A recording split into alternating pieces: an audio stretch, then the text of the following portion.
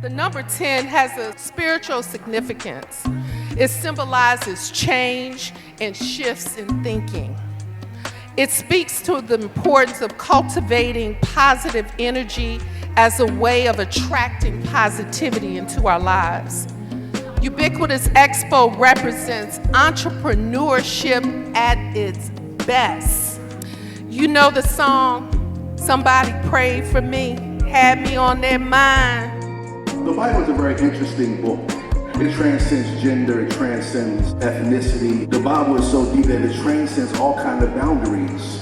Because in the Word of God, God gives us a look at people that He used to have the same problems we have. It's in the Bible that God shows us the frailty of men and women. It lets me know that I am not alone.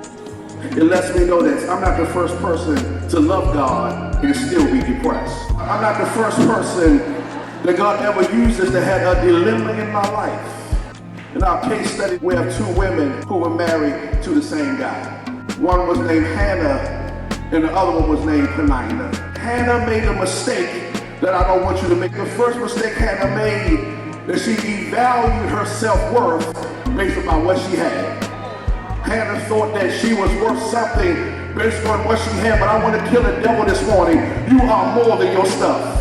God said you are fearfully and wonderfully made. It doesn't matter what you have on the outside. What matters is what's on the inside. When I talk to 2 or 3 women who say, I may not have a whole lot of exterior things, but I got substance. I got integrity. I got loyalty. I'm a good girlfriend. Can I talk to somebody here saying my outside stuff may not mean a whole lot, but I got something on the inside?